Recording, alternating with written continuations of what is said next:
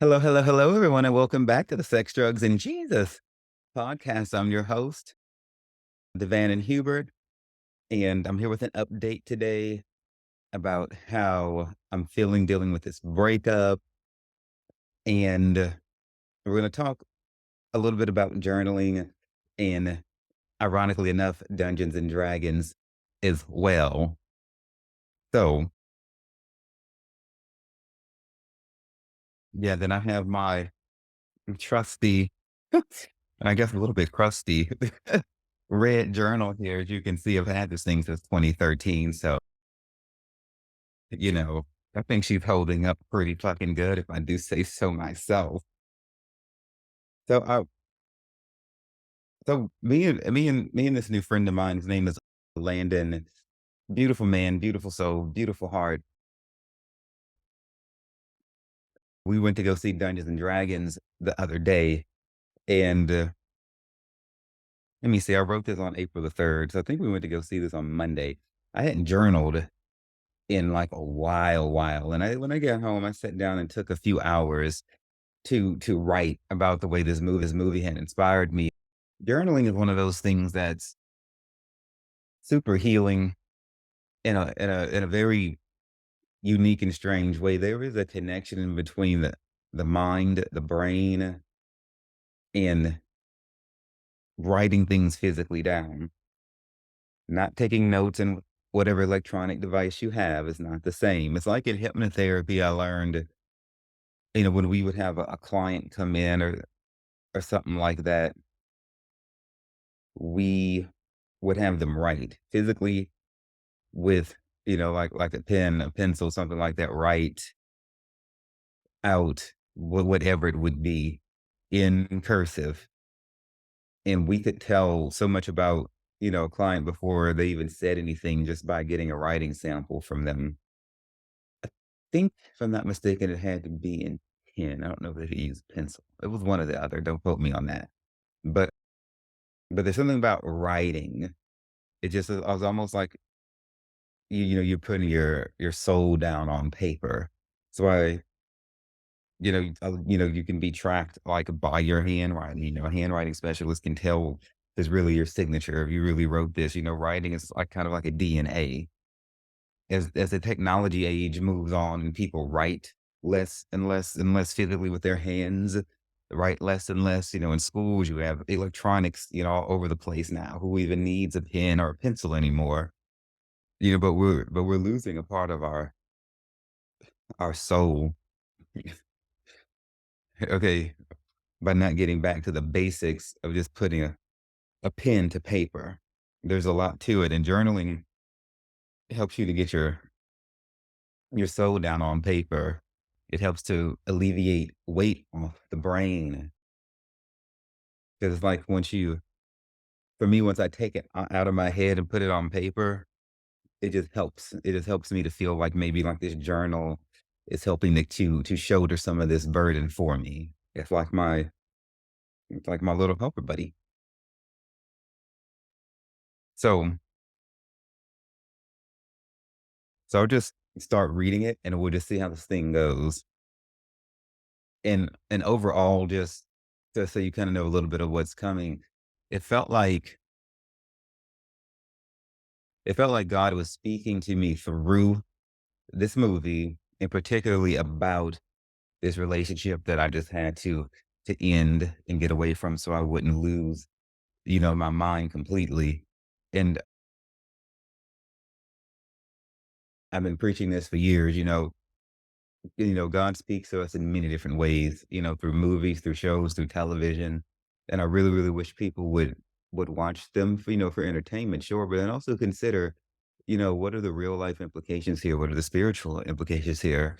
Are there any afterlife indications here? That way we're really gleaning from every experience that we have, all that there is to it, other than, well, that was tingling, it made my flesh feel good for a moment. What can we actually learn here and do something with on a more perpetual basis? And so I try to look beneath the surface in most things. Now, let me see here. Today, Today I sent what I consider to be the final communication between me and the ex. In these messages, I berated him for failing to honor his word in terms of payments slash reparations. Okay, so let me explain to you what this is. I already had a running tally of money that, like I said, we'll just call him Ethan, owed me. This tally started that morning that we got back from New Orleans, you know, and this drunk ass, took an Uber all the way from New Orleans back to Baton Rouge. That's like pretty much like at least an hour because he was, in that state of mind. Come back to my house, he ends up hitting my car with his car, you know, et cetera, et cetera. And so and so begins the tally, him paying me back, for all these things. That's the same morning I found out about, him and his secret fuck boy he's running around with and get smoking weed with because, he pretty much left here from hitting my car to go over and hang out with his secret fuck friend. Okay. And and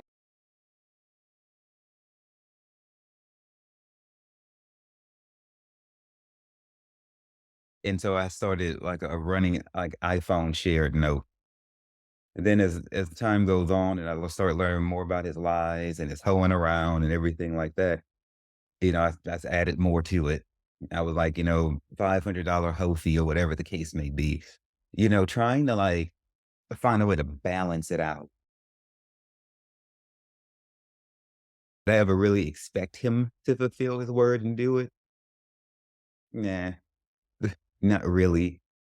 But if there was ever going to be a chance or a shot that boy, that foolish boy would have ever been able to stay in my life, it would have had to cost him dearly.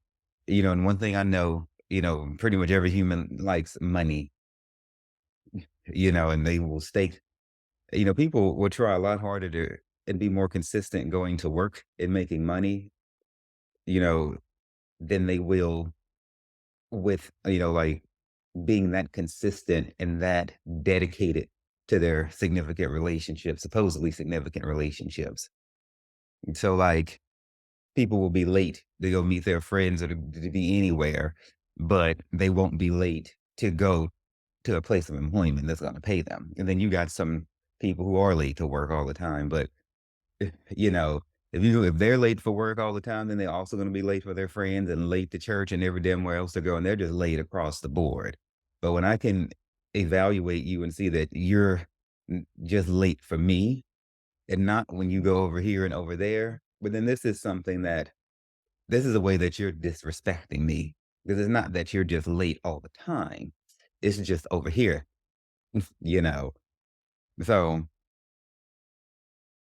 and some might look at the list of charges that I levied against him and hell, let me just pull the damn list up. You know, I done said everything else at this point in my life, and if it's not being stated, you know, it'll be written. So yeah, it was like, you know, $775 for the car, another 384.90 for the rental car.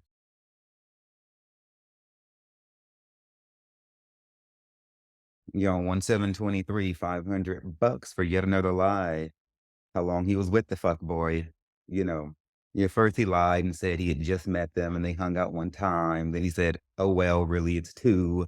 Oh, never mind. Actually, it was four times we started hanging out. We've been hanging out basically since September. And really, oh, we used to sleep around in college. you know, my blood pressure was so damn high dealing with this nonsense. I don't have high blood pressure. My blood pressure be like 115 over like, I don't know, 90 or some shit. This is not a plague. I got problems, but blood pressure ain't supposed to be one of them. So I had to go buy a blood pressure machine. That cost is on here.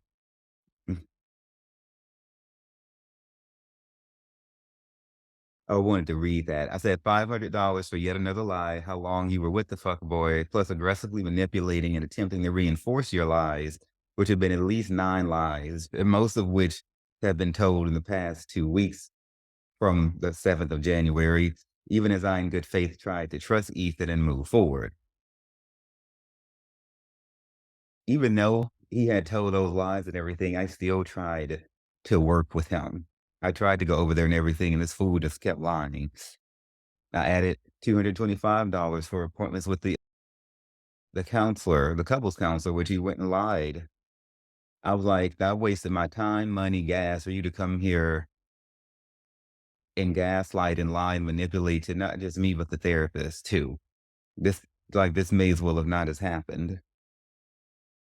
And so basically, when it was all said and done, the last payment I got was on the 2nd of March for $200, which left Ethan with a balance of 925.56. So basically, it's like he's decided he's not going to pay for being a hoe and for lying. Okay, that's his choice. I just wanted to for y'all to get an idea of this. And so he knew what all of this was written down. This wasn't a secret, and it's something that he also agreed to. If he didn't want to do this, then he should not have agreed to do it. If he changed his mind about it, then he should have reached out to me and levied his case and said, "Here is such and such and this." Throughout the course of our relationship, he never could. He would sit there and agree to something and then decide that he was averse to it and then not come and tell me and then go off and do whatever the fuck he wanted to do. And when I began to track this consistently in him, I told him, like, "You're acting like you want to be single. You can go and have that life." I made it so easy for him. I was like, "If you want to go out there and sleep with people and not tell anyone where you're going, there are people out there who want that sort of open relationship, that don't care for transparency, who don't want to know." I ain't one of those people. I wasn't like, "Don't go and do," but since what you're doing could affect my health, I need to know.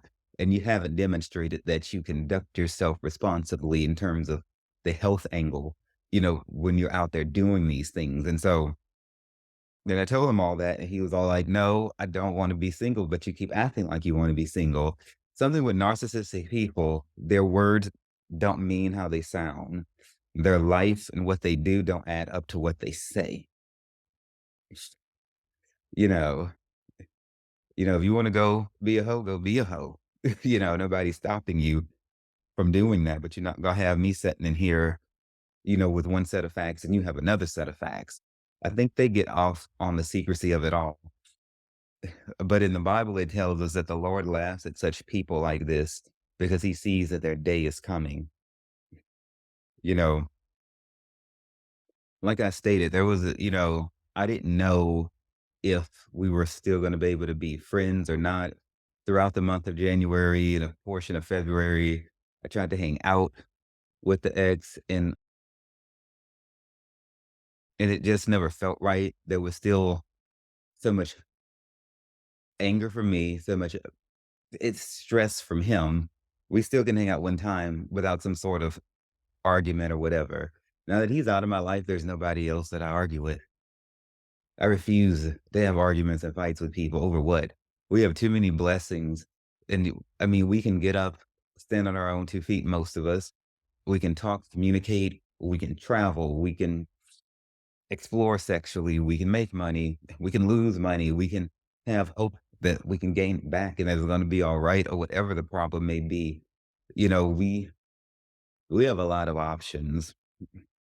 When I was in the military, I used to go and hang out. I used to go and hang out with kids in hospitals who had cancer, teenagers in hospital who had cancer, who should be out exploring life and doing things, and instead they literally can't leave their room, you know, because of something that's no fault of their own.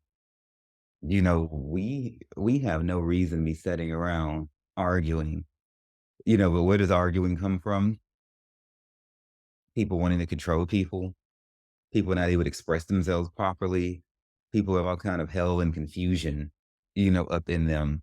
You ever just feel just drained and tired and worn out after an argument because that spirit is not of God.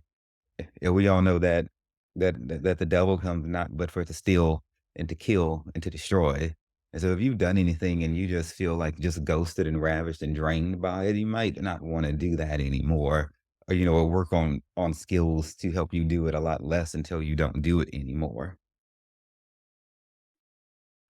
And so I had all kinds of like anatomical reactions to this stress. I had like this weird it felt like a moving trembling all over my body. I didn't know what the hell was going on. Asked the Department of Veterans Affairs for a new therapist to help me with this, which they still haven't done. And so, child, waiting on the VA to help you with mental health or really anything is dicey. Sometimes you got to get out and just go do it yourself. And so the last text that I got back from Ethan was, if your new therapist it can help you work through this, then that will be good. I'm sorry this has affected you so. After almost 5 years, this is the surface level sort of responses that I would get from him. And I'm thankful that I'm no longer waiting for him to arrive for that relationship because he never did. You see how non-committal his response is? I'm sorry this has affected you so, but not there's no ownership in that. He's looking at the thing that happened to me as though it's apart from him. He's looking at his cheating, his manipulation, his opening me up to diseases and things like that as something that is over there somewhere. I'm sorry that that thing happened to you, not that I did this to you.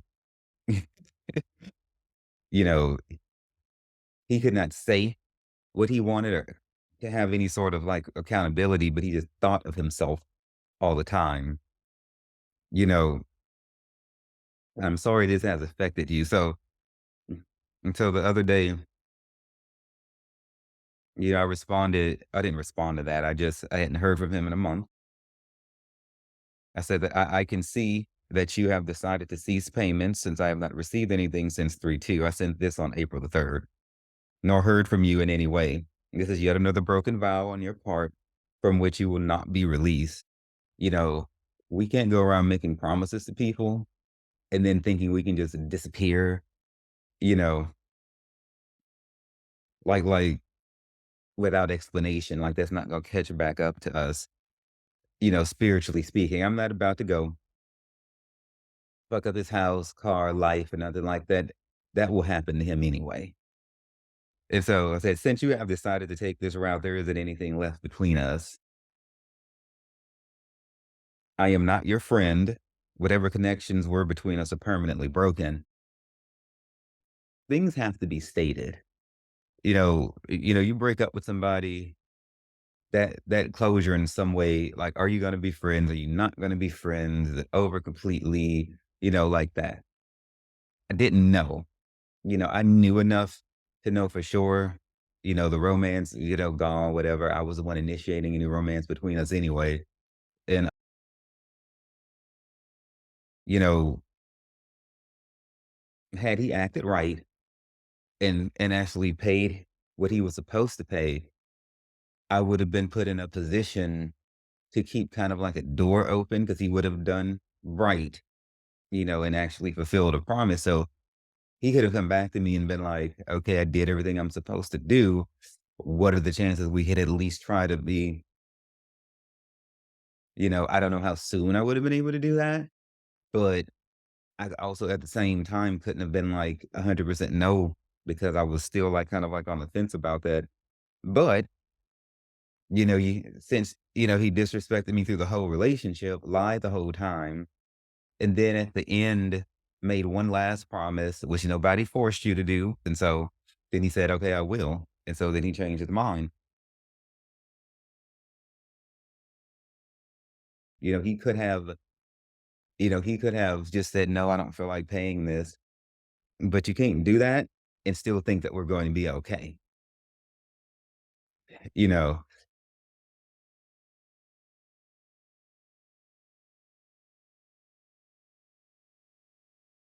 I didn't like having these things unstated.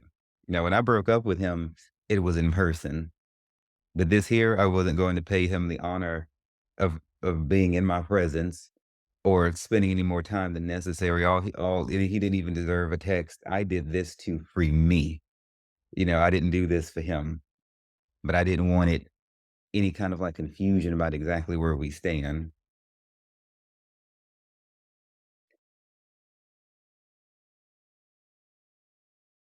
Now he didn't respond to that text. I sent another one a couple hours later because I needed to clarify. I said, "Let me be clear.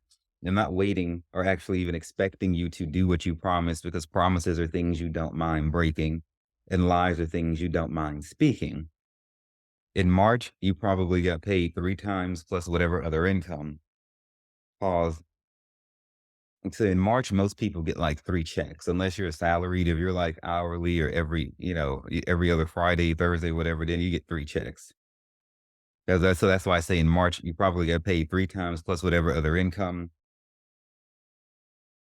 The last time knew, besides the job that he had or has or whatever, he also had another job as a bartender, which I also helped him get, working for the same company, which I had to stop working for because the money trail could not be traced, at this last bar that I was working at. And it was like, so I had to like, walk away from there. And so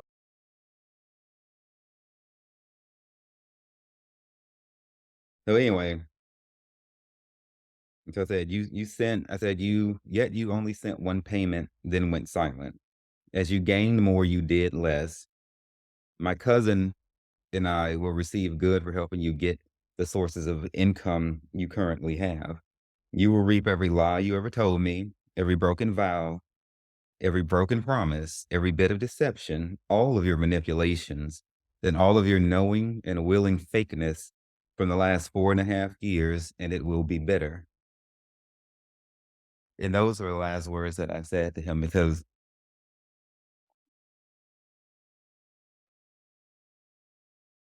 final words have to be spoken. What a shame for something that has so much potential to have to end in such a way. Although at the same time, when I tell him that all of this dirt that he's done is going to come back to him, it's not going to be through me directly. I'm not going to like go and do anything. I'm not going to send anybody to go and do anything, to him or anything like that because I don't want that coming back to me. When I was in the military, I had dated this girl for 6 months, you know, and I really wasn't straight fully. I was still trying to like sort myself out and figure myself out. And I was under the influence of the church. I was in the Pentecostal church in the military and just super confused about my sexuality and what it was and what myself and several, guys have done. We go and get these women, we go and get girlfriends, wives, have children, and set up this whole life that we think we're supposed to have. This is so damaging to those women. And no, I didn't marry her. I didn't have kids with her. And it was 6 months, but still I fucked her over. I hurt that girl, and she was there under the spell of the church too. And they got these girls sold on this pipe dream that they got to get married. And if they don't, it's a problem. And that they have kids. And if they don't, it's a problem. And it's like, I initiated the relationship with her, the conversation and everything. But when it was over, I did not tell her, "Hey, it's officially over. It's done, and this is why." There was none of that. I just ghosted her and just disappeared like a coward. I didn't do right by her, and I broke her heart. And what's worse is I just like kind of left her guessing about it. I got my relationship ended months, I think months before I got my orders to leave, well, hell, to get out of the military, right, altogether. And so the confusion the church placed upon me and all of that is not is no excuse. At the end of the day, God says whatever you sow, you reap. Even if you don't believe in God, anybody who has like half a spiritual mind and can track the way their own life is gone can understand that everything that you send out comes back to you, however you want to describe it. So when I tell my ex that the dirt that he done is not something he's just gonna be able to poof, be gone. He's not gonna be able to go have a happy life.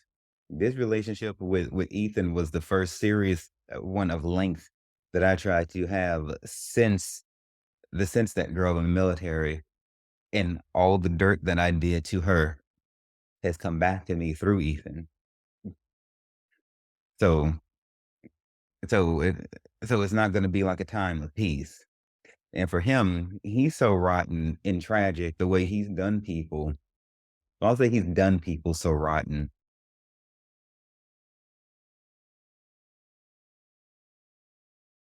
Like even on his hookups and things like that. I mean, intentionally giving someone COVID, he's not gonna have peace in his fuck life. He's not gonna have peace if he ever tries to be serious with somebody. At least not until, because he got a whole lot of dirt and karma that's gonna have to come back to him. You know, and so that is why I ended my communication with him. Now, I didn't say, don't ever talk to me again or whatever the case may be. But my therapist have been telling me, at least for right now, that the goal, like I can't sort out anything that has to do with him while trying to sort out myself. I think that that's pretty good advice, and I think I'm going to follow it. Let me get back to this journal entry. So it says, Landon and I went to go see Dungeons and Dragons. It was super great. It was a super great movie, and Landon is super knowledgeable. He's Landon's like a dungeon master and everything. He's been at this a long time. Ironically enough, the only reason I was able to meet Landon and really talk to him and befriend him is because I'm no longer with Ethan. It's like ever since this relationship has ended, I can see the value and the benefits of it. I've gotten, new friends. I've never lost touch with my friends. I'm not one of those people who believes I'm in a relationship now, so I'm going to do less with my friends or not talk to them or whatever. So I will say that my bond with my friends have been strengthened, you know, because of everything that Ethan did. Because it's like it has grown compassion towards me from people and for people that I've already known in a way that I'd never seen from them before. Ethan plays Dungeon and Dragons. It was I who took him to this gaming store in town in order to push him to make friends and things like that, and he never invited me up there to play or anything like that because he's rude like that. But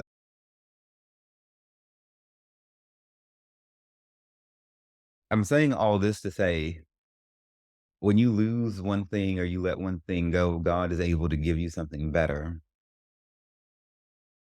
So not only has Landon already invited me to play, but he's going to intentionally set up things for people who are not as experienced to be able to play and learn. I'm so happy that I was able to go and see this movie with Landon. And then we were able to have a deep conversation about what it means and what the game means. And it's on like so many levels.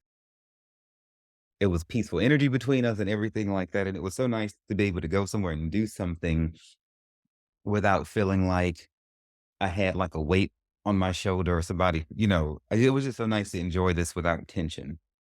And so now is the time I warn you about spoilers. So spoiler alert, there will be some tea being spilled. So if you have not seen Dungeons and Dragons, then you might want to close your ears. So in this movie, one of the main villains, he was a big old bold faced liar. And as I was listening to the things he said, I saw my ex in him. untruthful, zero conscious, a truce breaker, all that, not able to be satisfied. One of his main lines was that, and this was towards the end of the movie where the villain he takes this little girl and puts a knife to her throat and everything, and he had been lying to her for years about all kinds of stuff. And and what he said was, he said he's willing to do terrible things in order to get what he wants, even if it means hurting the people closest to him and those who care about and love him the most. I felt like God was telling me that he sees my affliction, and I felt vindicated. Later on, this same person tries to lie to get out of jail because his low down lying ways finally caught up to him. Kind of like what's happening with Trump right now. I really, really hope and pray that this thing that we see happening with Trump and then with his indictment starting to come in is an indication of God getting ready to shift his energies and attention towards making the narcissists in our lives pay for the things that they have done. You know, because they've dwelt at ease for far too long, just hurting people and walking all over people and getting what they want and going home and laying down like they've done nothing wrong. You know, I ask the Lord to take peace away from everybody who has taken peace away from other people. And I'm like, but this, I said, and I thought, and I wonder if they followed my ex around to come up with this character because he is exactly like him. In Romans in the Bible, Romans chapter 1 speaks about people who have a reprobate mind. And people who have a reprobate mind like to debate. I'm just took a few pieces from it. They like to debate. They like deceit. It says that people with reprobate minds are without understanding. It says they are covenant breakers, promise breakers, truce breakers, people who will say something and promise it and don't give a damn if they just fucking don't do it. You know, implacable means that no matter what you do, you're never going to make them happy. There's always going to be something wrong. A fly in the soup, on the wall, whatever the hell the case may be. Murderers.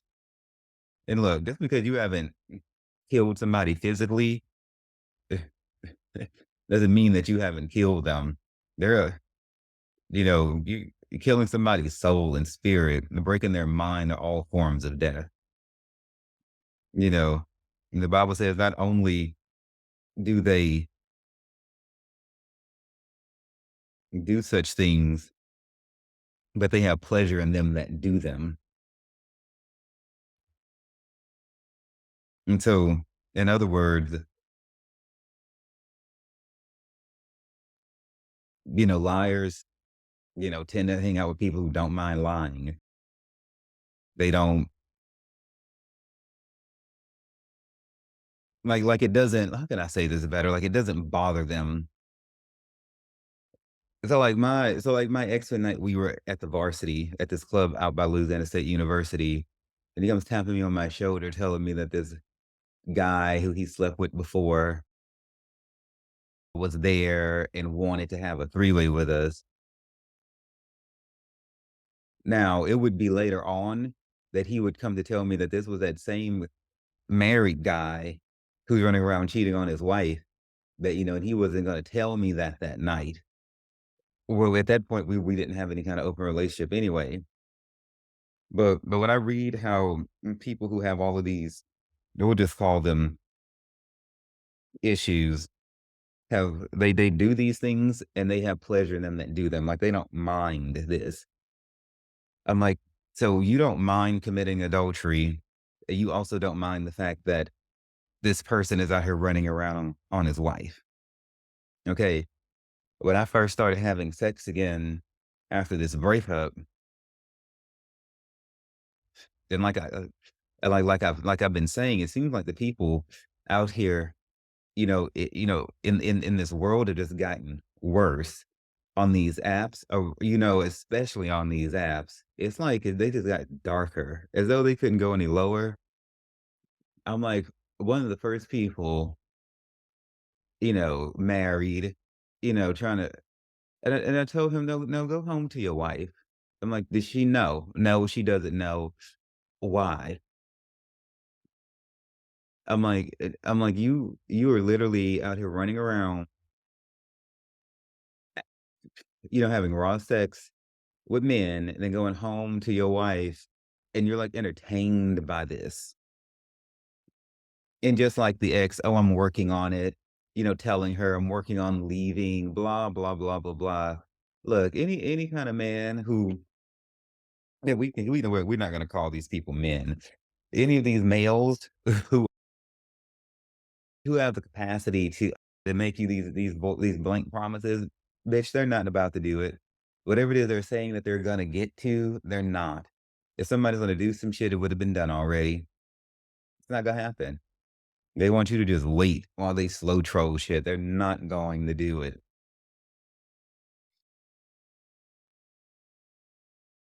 It's like it's like my ex, who clearly has a sex addiction. It was like what? Probably, I don't know, the end of January, before I was like, okay, I'm like done with this. He still, yeah, we had started going to Sex Addicts Anonymous, I think on the 1st of January or the 31st of December, something like that. It was like at the last time that I communicated with him back at the beginning of March, he still didn't have a sponsor because he wasn't trying to get one. Talking about, these things can't be rushed and whatever the case may be. And I'm like, no, you're not taking it seriously. You don't, he still wasn't ready to fully believe he had a problem, which is another reason why I had to get the hell away from him. Saying things like, maybe I'll just do Maybe I'll just do 6 of the steps instead of the 12 of the steps. I'm like, "This fool is really sitting here trying to,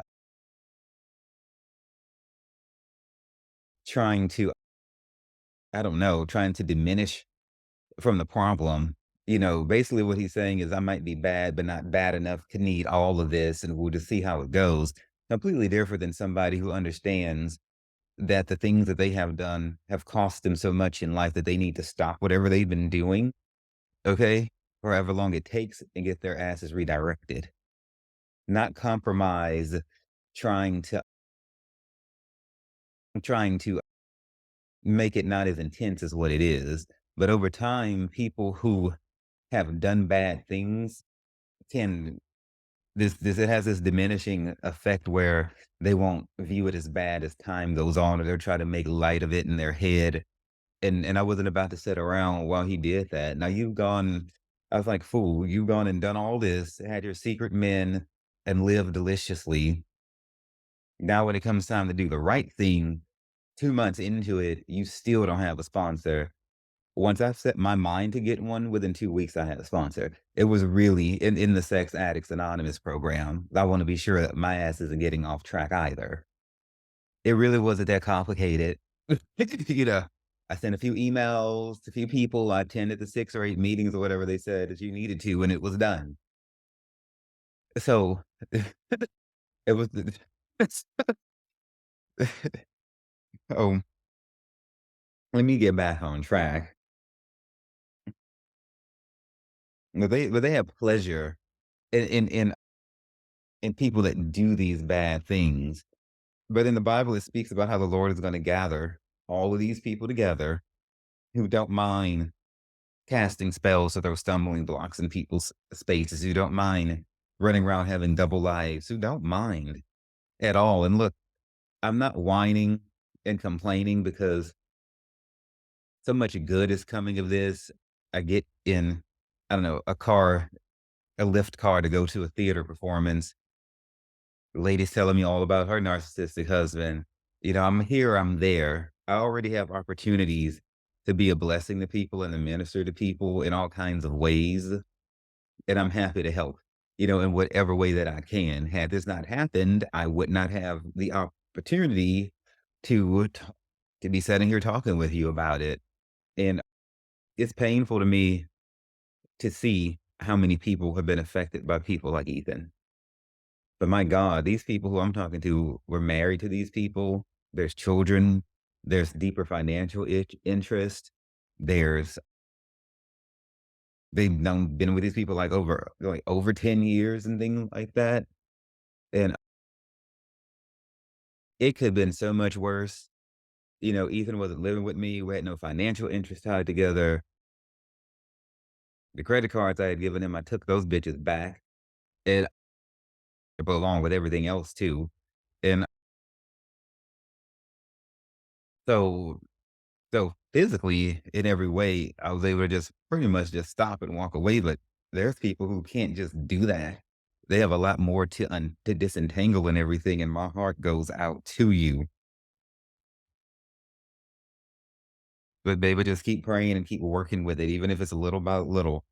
And eventually you're gonna be all right. You're gonna be all right. You'll be able to work your way up out of that thing. But let me keep reading. It says, I never expected the ex to fulfill his vows because he's a coward. He would sit there and agree to things, giving his word, then change his mind and not tell me. So this is on par for someone of such low character. He never even responded to the 2 texts I sent at all. He was never the type to handle confrontation or deep discussion at all. Yet he can go out and get naked in front of people he barely knows. It's like how I was able to hear the spirit speak to me through a movie at the cinema.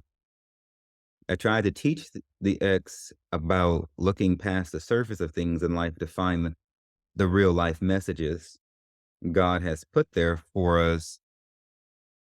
I now know that narcissists have zero interest in looking beneath the surface. They prefer shallow interactions that require no genuineness, like sex with people they barely know, for instance. When my ex and I would watch whatever, I don't know, animes or whatever, you know, I wanted to have conversations about what it meant deeply. And to him, this was such like a burden. He didn't see the sense, and all this deep talk. He would say that I was being extra or trying to analyze him or whatever the case may be. At the end of the day, if you just want a shallow existence, then just go have a shallow existence. And what I've learned through this is there are some people in this world, as deep as I try to be, I ponder this life, the afterlife, what is to come, what is beyond the stars, and things like that. But at the same time, if I want to masturbate and watch porn and just have me a moment, I'll just have a moment. I consider myself to be fairly balanced. But what I was hitting on with him, with my ex, was this penchant he has to try to not be discovered.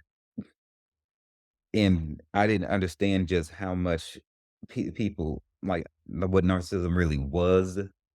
Otherwise, I would have thrown this relationship a long time ago because I never was going to get anywhere. He would make it such a big deal, that I dared to want to go like deeper into something. And he just made it,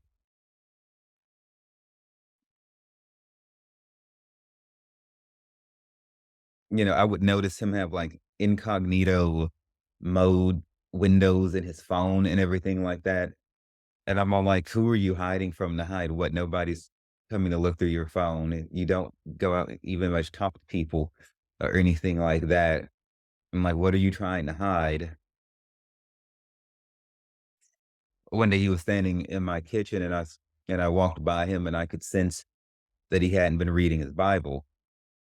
Let me explain to you what I mean by that. If you It changes you, any kind of spiritual thing you do changes like your vibration, your inner strength and things like that. So reading your Bible, spending time in the presence of God like that, enhances you and it raises you up, even if you don't understand everything that you're reading. It's like my evangelist, whenever I would be in the military or off somewhere, I'd talk to her and she'd be like, if I had been reading my Bible, she could tell. If I hadn't, she could tell. She'd be like, sounds like a cup half full, she told me one time. And when I hadn't really been, spending time with the Lord, it's something that you're not gonna be able to understand or comprehend unless you have spiritual understanding. But we know the light shines in the darkness, and the darkness comprehends it not. This is why I tell you to pray for spiritual understanding. You're not going to grow spiritually, or be able to comprehend, really like what is to come. Okay. If you don't have spiritual understanding is different than natural understanding. Spiritual understanding is how you understand, like the more you give away, the more you get. A carnal mind doesn't comprehend that. A carnal mind wants to keep everything. But I could tell that he hadn't been reading his Bible. And I said, I can sense that you haven't been reading. He got offended and it felt like his privacy had been violated. Like how do you know? He asked me, he was like, how do you know that I haven't been reading my Bible? I was like, I can feel it, I can tell. And what he never could accept was that God, when he exposes you or whatever and is bringing something up, is not trying to hurt you. He's trying to help you. So the thing to do is not to go try to run from God, which you can't do anyway. It's already been spoken about, in the Bible, how people, when they see the see the Son of God returning in the clouds, they'll try to run from the wrath of the Lamb. You're not going to be able to do that. There is no running and there are no secrets. So, not really. There really aren't. And so he wasn't, and I've explained that, he was so trying to hide, like he could not accept the benefit of what the spirit was trying to speak to him for being so mad that his secret was out. I'm like, I think about other dreams that I've had or dreams that I've had about people where the Lord has shown me things that they've gone and done. And I call them to talk about it, and their knee-jerk reaction is to quiet me, to tell me don't tell anyone, or, it's just like the thing is you might can hide stuff from like a human for a while, but when the spirit is sending me to you to talk about whatever your secrets are, or in the case of my ex, I can sense if he's been doing his spiritual work or not. Y'all get mad at the people, at the prophets, the visionaries, whatever kind of label you want to put on us, the dreamers, which is what I am. People hate us for our vision and things like that, but you missed the whole point. Nothing has been revealed to me that I just knew. You have to understand, if you're angry at me, for knowing that you haven't been reading your Bible, then really what you're saying is that you're angry at God. If you're angry at me for whatever dream I bring to you, then you're angry at God. I'm just the messenger. you know, I can't just know. Like a thing has to be revealed to me or shown to me. So the question you should be asking is who told Devan in this thing, which he is now coming to us with, you know, or how can he sense this, whenever I'm talking to somebody who's like a tarot card reader or some sort of clairvoyant, my main question is always, from where do you draw your power? Dead relatives, a devil, God, who the fuck is talking to you? Because I know that this human setting in front of me is nothing more than a conduit, so whatever they're coming to me with, it's not them telling me, it's whatever spirit they're dealing with and operating with telling me. But these narcissists, you know, They just have a veneer that they hide behind. It's like a mask that they wear.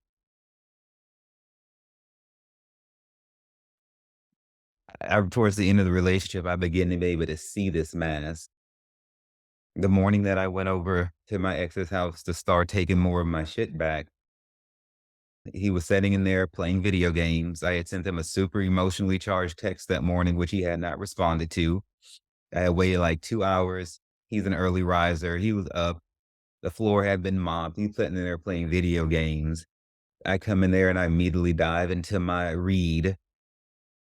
I saw when he immediately shifted into victim mode. He was like, "Oh my gosh, I just got up. I haven't had a chance to do anything." No, you've been up for hours. So stop with the just stop. And so, but he immediately shifted and went and put himself back behind that mask, because I started reading his facial expression the moment I walked through the door. And he had one facial expression for talking to his friends on the gaming console, and then with me, he shifted into a different personality. I'm not sure how many different personalities he has, but it's at least a few. I would see him shift and change into a different personality when he would try to get something from his mom.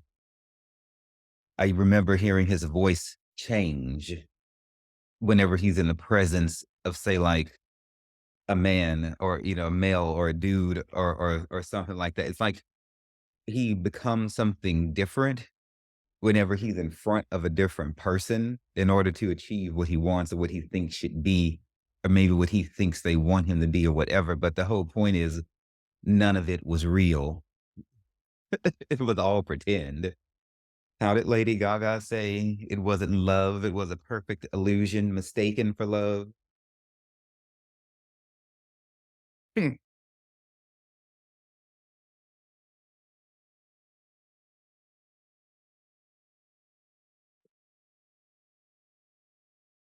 God said they prefer shallow interactions that require no genuineness, like sex with people they barely know.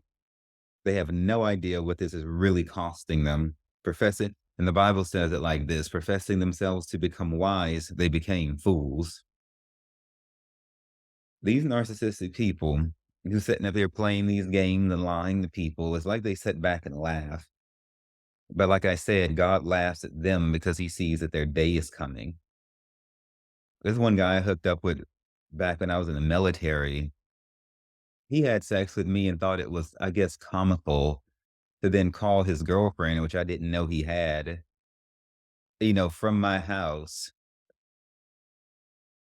Okay.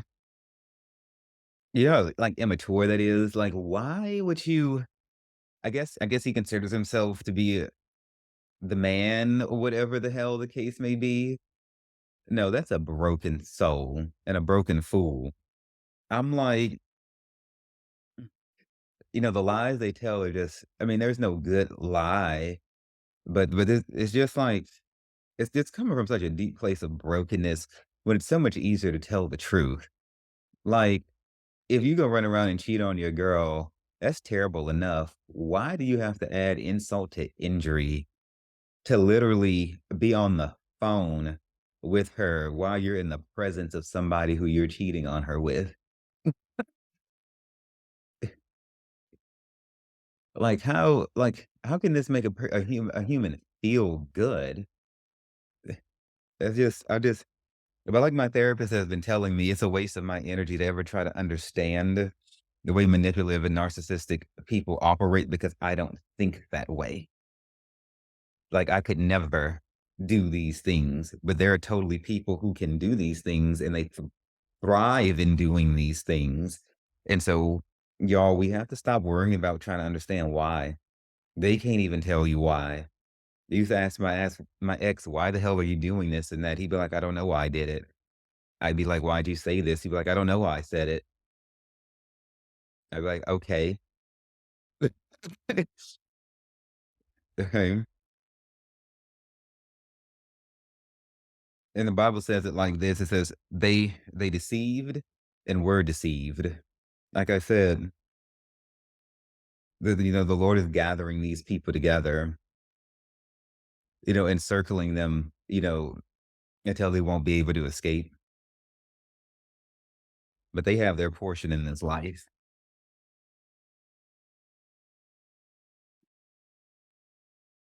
So let me switch gears now because there was another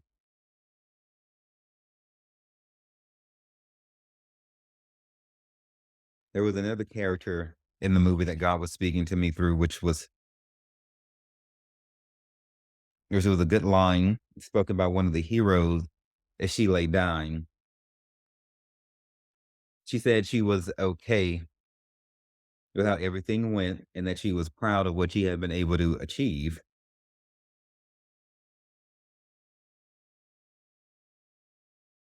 So this is the direction I want my mind to transition into, focusing on the fact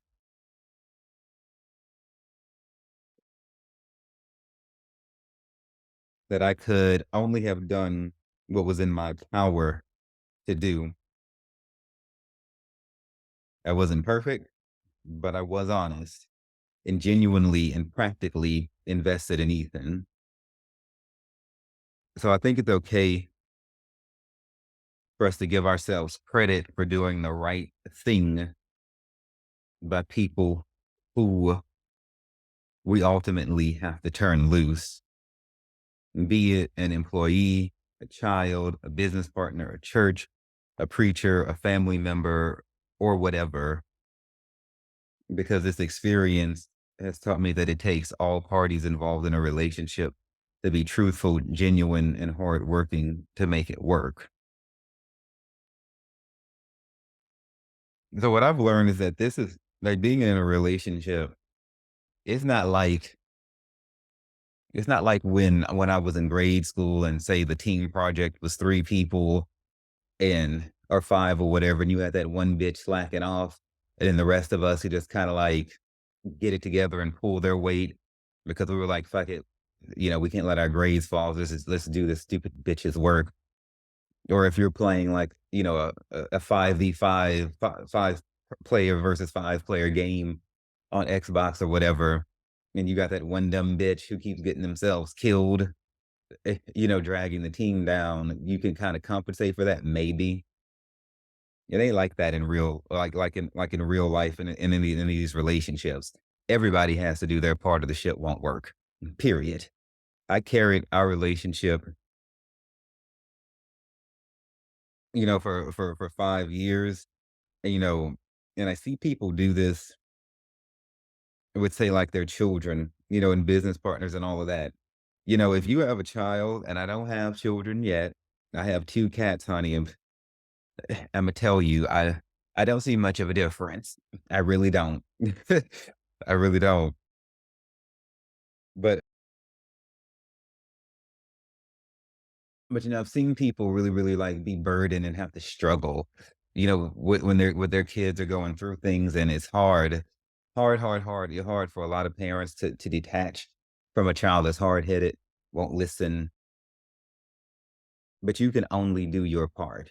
That's all you can do, and there's nothing wrong with being proud of that. If you have a business partner that lies to you, steals money out of the account, you know, when your preachers disappoint you because you find out about their scandals and things like that, you know, you have an employee that won't show up on time, and when they show up, they don't do the job. You can only do so much training. Say in the case of an employee, you can try and try and try, but if you have to turn them loose, you have to. I think it should be done regrettably so, not with like rejoicing or anything like that in any of these examples that I've given, if if it has to come to that. And I think it's good to step back and just give yourself a pat on the back, for doing the best that you can for the part of it that was yours to do. Okay. So I want my mind to shift, and stop thinking about the things that he did that angered me and start thinking about the things that I did that were honorable and right.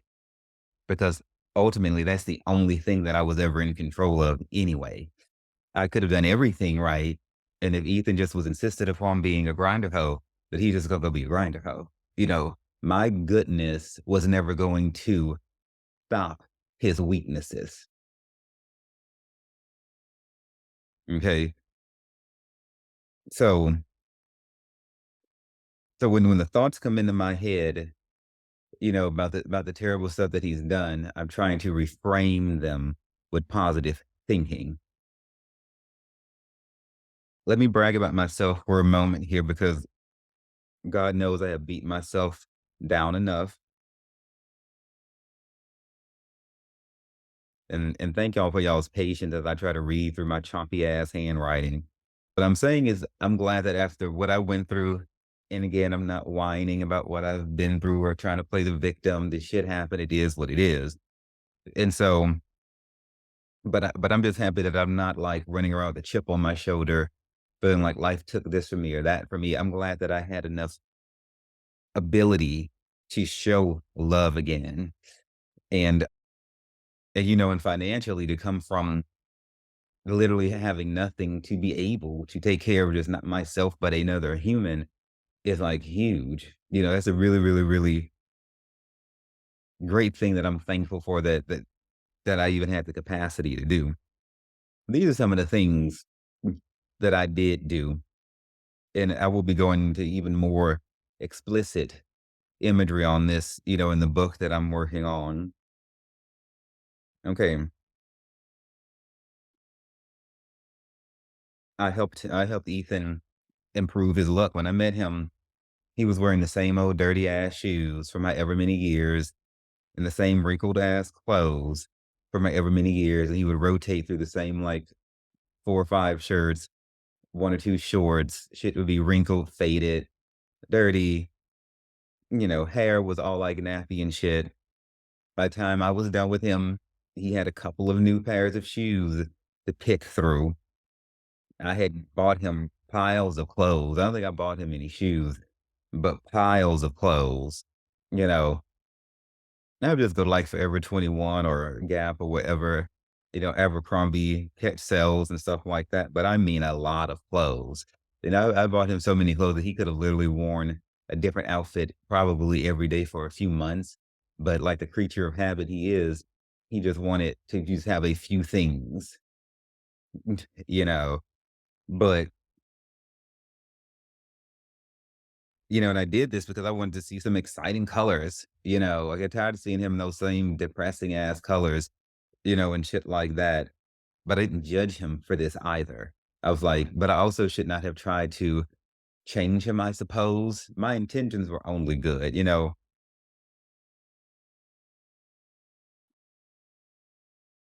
The hair, I introduced him to my barber, the person I grew up with on the barbershop here, you know, person who ended up eventually converting his hair, into into dreadlocks, at my urging. All of it, came through people that I know, trips to places that he'd never been, you know, all of that. And then when we went, we flew first class. When we stayed, it was in the pimp suite, baby. His house that he bought. It was his mom and I that got behind him and pushed him to believe that he could afford his own real estate. You know, it was us, in his corner pushing him. The realtor that helped him get that house came through my friends. The his sources of income that he has right now came through me and my people.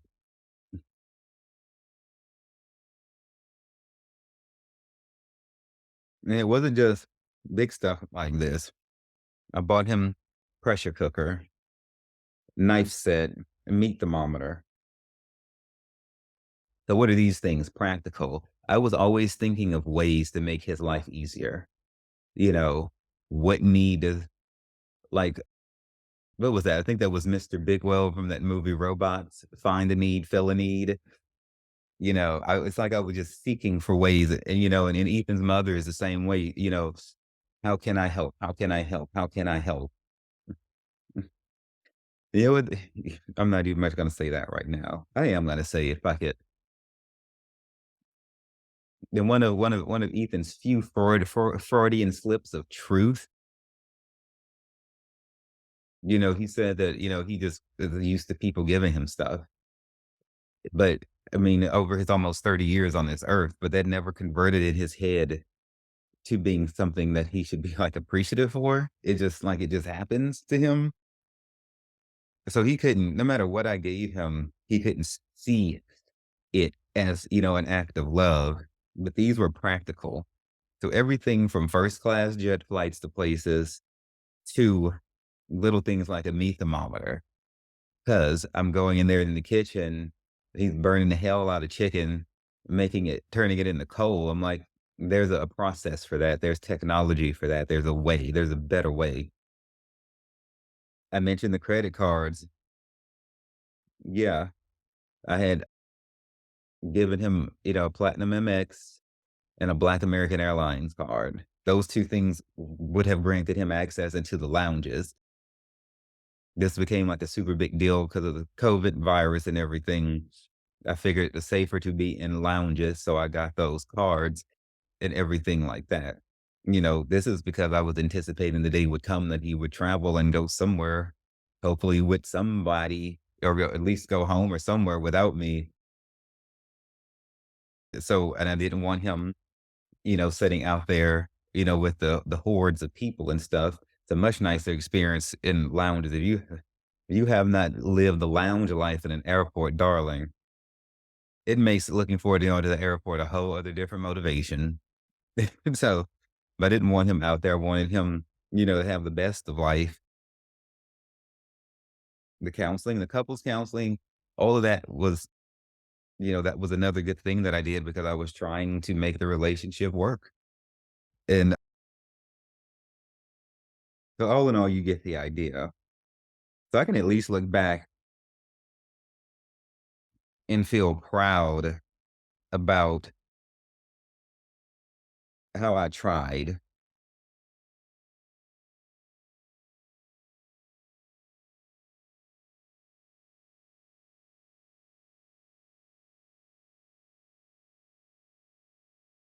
And it makes me feel better and it makes me gain perspective. I don't feel like I could have controlled his choices. I feel insulted. I feel disrespected. I certainly do not feel envious. I don't feel jealous. You know, not at all. It's like I wonder, how extensive, Ethan's list would be if he were to try to go back and see how he enhanced my life, to see how he improved it. You know, I accepted the fact that on some levels that I would be able to do more than him, but it's pretty sad when there was a time that I asked him because I felt so underappreciated in this relationship. I was like, what value do you bring or how do you treat me special? Or, the only thing he could say was that I bottom for you and that I spend time with you. Okay. Well, that's not really, I mean, it's pretty sad that like there's so much of his value is tied up into sex. That's like the first thing out of his mouth is sex. Like, but that wasn't even true because I'm gonna tell you when I broke up with him the first time, like I said, I wish I'd have just stayed gone then. We were apart for like 3 weeks. It only took him what 5 days to be getting naked with the next person, and then that same person he bottomed for. So and then so I'm like, okay, is that special that it only took you like 5 days to maybe 2 weeks to start doing it again after we had been together for years? So like what he meant was he just bottoms less, So, but for somebody like that, you know, who could sleep with as many people as he's capable of, it's not like it's just basically there really wasn't anything that he could say because his mind was not oriented towards enhancing Devan. You know, I think that I really feel like this relationship was nothing more than an extended, almost 5-year distraction from his agony. That's like my hypnotherapist reminds me, narcissists are not happy people. What they are good at is presenting the facade, filling their lives with activities to distract them. They're not happy. And they're not happy because they don't want to be wrong. You can't ever be released from something that you don't have full culpability. So you can't be healed of something that you were never wrong about or fully wrong about because you never did anything wrong. And I'll talk more about that here in a little bit. So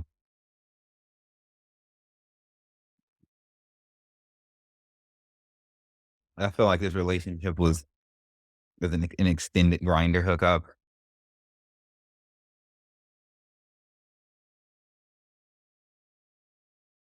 I feel like I should have left him just as a fuck buddy or friends with benefit. As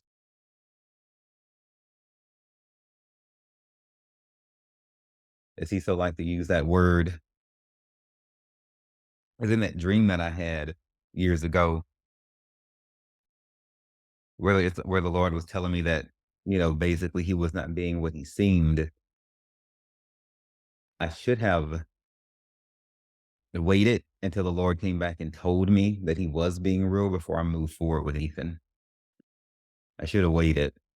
So the Lord didn't tell me to leave, but he also didn't tell me to move forward either, And so I should have just kept it as like a casual sexual thing, even though by this time I think he was already living in my apartment, which happened way too fast. But I'll talk about all of that in more detail when I write. But I had fear, fear that, if I don't make a move, then someone else will come and scoop him up. But y'all, fear should never be what motivates us. My mindset should have been, I'm going to let this thing take its course. And if somebody else does, well, then it was meant for them to move forward and not us, and be willing to just let that go instead of having anxiety about it and trying to hurry up. It's one thing to pursue somebody and want to get them before somebody else gets them, but you also have to get them only if the time is right. And so, another lesson learned. Let's see.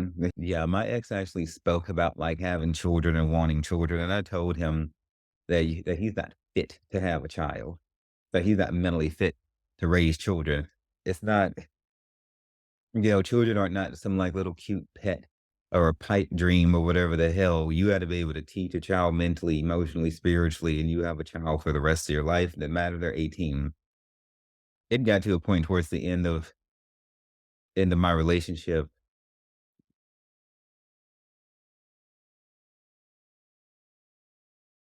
that I would look at Ethan and be like, no, I'm definitely not raising children with you.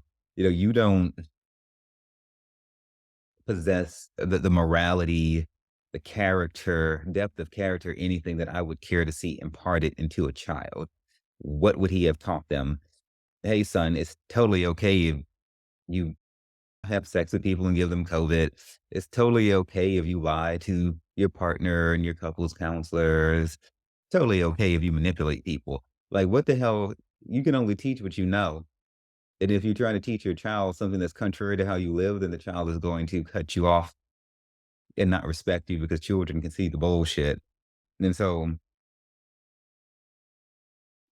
and also Ethan had extremely low goals in life. I didn't learn this about him until the relationship was almost over. Like he only wants to make, say, 40,000 a year. He only wants to have enough money to help him and maybe his friends, the friends from back in his home state. Because I mean, while that's cute and all, but my whole thing is like, what about the rest of the world? He was saying he's totally fine, just like with his, little townhome he has or an apartment. I'm like, because like I've told y'all, you have to grow. You possess true love and affection for the people that you grew up with. Okay. The next transformation I desire is for my anger to turn into pity. Pity, pity, pity. I mean,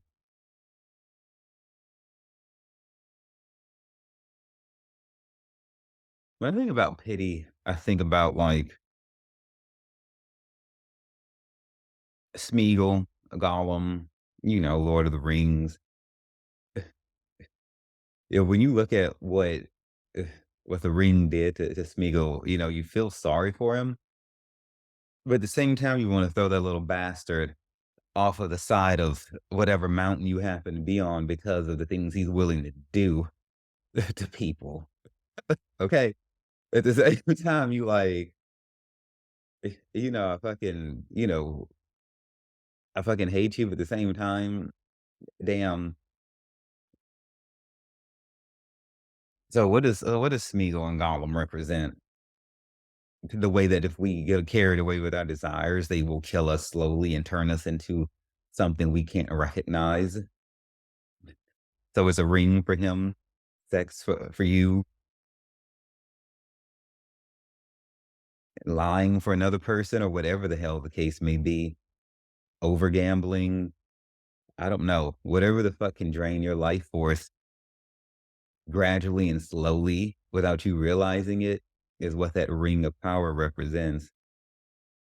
Hmm. You know, how does the Bible say it? I think it said it like, people who live for pleasure like that are dead while they yet live, you know, and it's like Smeagol was only happy, when he had that thing in his hands. I think the only damn time he was genuinely happy was at the end when he finally got what he wanted and it killed him. And so it is not true happiness if you're only happy in the middle of an activity or because of a possession. If you don't have true happiness when you're alone and all is quiet, you have some serious issues to work through. I mean, true happiness. I can't remember who in the hell said it, but somebody said something like all of the world's problems stem from the inability of humans to sit still, you know, something like that. And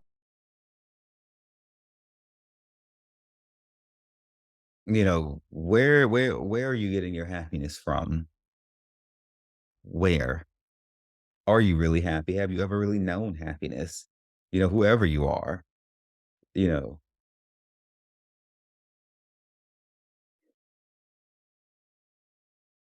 these are the sort of things that I think of when I'm watching shows and things like that.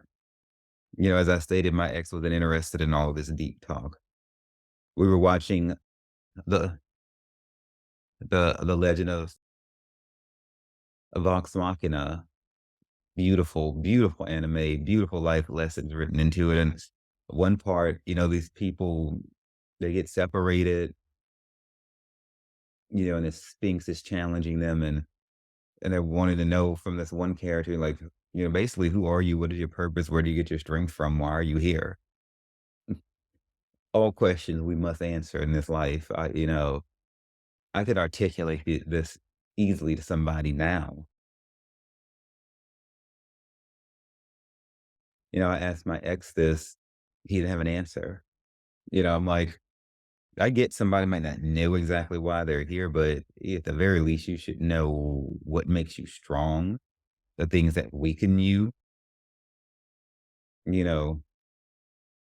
So now when I meet people, I'm trying to date them, the sort of questions that I ask completely shifted. I asked them, are you happy? Where do you draw your strength from? What drives and motivates you in life? And if all I'm getting is they just want sex or alcohol, weed, you know, that's the best you can do. Sex, alcohol, weed, boy, bye. You know, before I would think, I used to think, to wait to get into deep questions like this, but just from jump, who the fuck are you, man? What the fuck do you want out of life? I need to know that anybody in my life has a sense of direction, focus, something other than lust and desire getting up and driving them forward every day, or desire to make money, or desire to go and get something, or to consume something. I need to know that other things are important to them. Let me circle back to the money, which is what we opened up this episode with.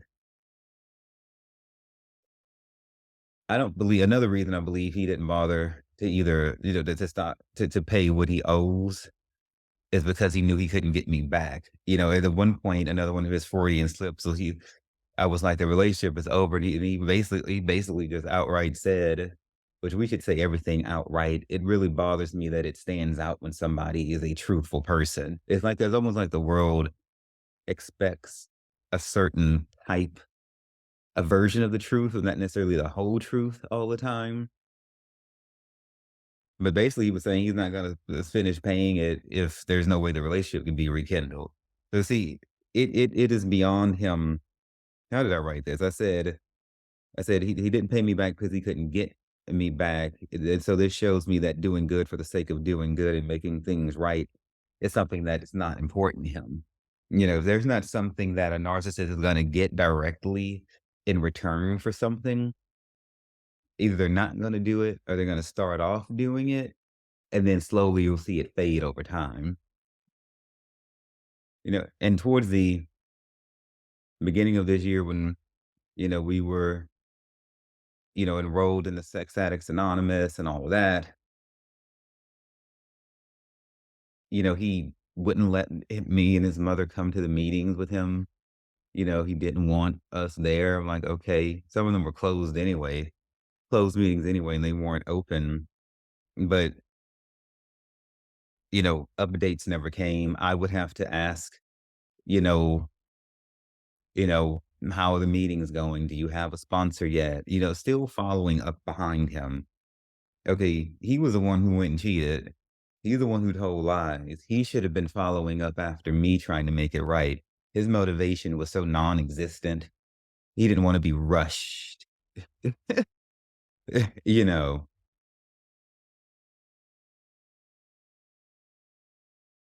so like I said, earlier, I would guess by now, since he's not the type of person who wants to do stuff for the sake of doing good, do good things for the sake of doing good and making stuff right. I would imagine since he stopped paying, then he's probably stopped the Sex Addicts Anonymous meetings, probably stopped all the hypnotherapy and the counseling and everything like that, because that would be something that would be doing a good thing for the purposes of doing a good thing in general self improvement. And I mean, he's probably gone back to being a hoe and rational, which is which is neither here nor there because we're gonna have an open relationship anyway. But those narcissists have a way of making us follow up after them. For all I know, he could have intentionally, like knowing that I was most curious in how his progression was going. That motherfucker probably intentionally went a while without saying anything, knowing that I would come and ask. It's still a way of getting energy from me. Narcissists are energy vampires, and that is a way to do it. He also knows that I like to know that I've been heard and I like to have messages responded to. And so not responding, although this is super immature, you know, is is a way for him to think he's hurting me, or a way for him to think that he has control or something like that. And it's all mind games, you know? And so I'm saying this so that you understand that not all energy vampirism and not all manipulation is like direct. Sometimes they do it by not doing anything. But what you've got to do is stop, being the bigger person, quote unquote, in terms of always extending the olive branch or trying to reach across the aisle because that's what they want. You know, when Ethan's mother was over here trying to make sense of this situation, and all three of us are sitting here and it's so heated and it's so intense and everyone's blood pressure's up. I mean, imagine there's a room full of adults. Three of these people have had to drive, I don't know, 10 fucking hours to come here. And all of this stress is happening. And his entire family contracts COVID while they're here trying to make sense of this, over what? Because Ethan wanted to go have sex. Okay, now we're all sitting here arguing and everything. And in the middle of this, Ethan just his mother is saying, relationships are work. You have to work through this. And this is something he already knew. And he just outbursts, well, why does it have to be work? That's just something he threw out there so that he can keep the intensity going. We didn't been to so many counselors by now. He knows this. And she and I, like fools, sit here and explain to somebody who's been in a relationship for almost 5 years why it has to be work. I point out the fact that it's no different than grooming a friendship. You have to work at any of it. You know, in his sick and sadistic, twisted ass mind, it gave him a sense of joy to see us working this hard to try to make sense out of the pain and confusion he had caused. Following up after narcissistic people will lead you nowhere because they're not trying to change. They're going to do the same shit either directly or a different way. The only common denominator is that you are going to sit there and continue to be confused, and they're going to sit there and continue to do whatever the hell they want to do. They're going to give you just enough to make it look like they're genuine, but they're never going to really fully give you them. In their attempts to become wise, they have become fools. Professing themselves to become wise, they became fools. That's how the Bible says it. But there's this web that they spawn themselves into, they're not going to get out of it. Not until they pay the last penny. Just like my hypnotherapist was telling me, narcissistic people are not happy. Happy people don't go around doing things like this. Happy people do not go around hurting people with no conscience. Happy people cannot lie to their mothers, to their dads, to their partners, and yet go run around with people they barely know and be happy like that. Mm-mm. That's something that is out of order, it's out of balance. It does not speak peace.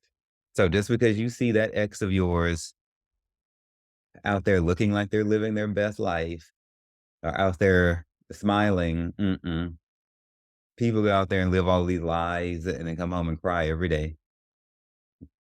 I know it. I've talked to people who are like who lives lives they don't want to be living. If any of you are living a life you don't want to live, for God's sakes, make a plan to get out of it. But just know that that narcissist is building up damnation and condemnation unto themselves. And it's not about smiling today. It's about whether or not you're going to be smiling tomorrow. Because what does the Lord say in Psalm 37? To fret not yourself because of evildoers, for they will soon be cut down. Doesn't matter how they heaped up unto themselves riches and power and lovers and had all this sex and went and traveled to all these places and did all these things. It don't matter if when you depart this plane of existence, you face an angry God. He's not angry just because he's angry because of the shit you did in life. And so And let's not spend time worrying about where they're at, what they're doing. A narcissist is gonna be doing the same thing that they did when they were in a relationship with you, whatever the fuck they want.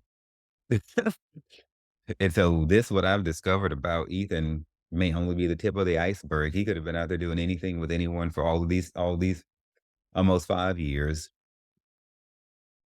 and it's not about them. We must take our minds off of them and get it on us. I know it's a hard transition once you've gotten used to caring for somebody, but we have to let them fully go. We have to let them fully go. Let them go on, minimize whatever they've done to you, try to rationalize it away, and try to justify whatever kind of life that they live. You know, it is not they ultimately, they are going to suffer for it. Psalm 37 is a great one actually to read with regard to these people, you know, and just don't forget, God casts liars out. He'll work with a person for anything, but he said a liar cannot tarry in his sight. Mm-mm, mm-mm. And nor will they be allowed in. That this lying just will not do. So I really hope that this helped someone. So my encouragement is that we start to give ourselves more credit for the good that we have done rather than beating ourselves up and questioning ourselves. Their karma will come around to them because God is not mocked. Whatever a man sows, that also will he reap. And God repays every one of us according to our works. I loved Ethan dearly, and I tried to show it to him in as many ways as I possibly could, but that love was not enough. And and there's nothing more that any of you can do. So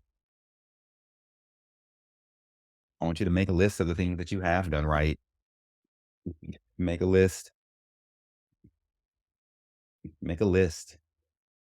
I'm all about putting God first and everything like that. But sometimes I don't like to do it a lot. Sometimes it's not a bad idea because it helps to just brag on yourself because it helps to redirect perspective.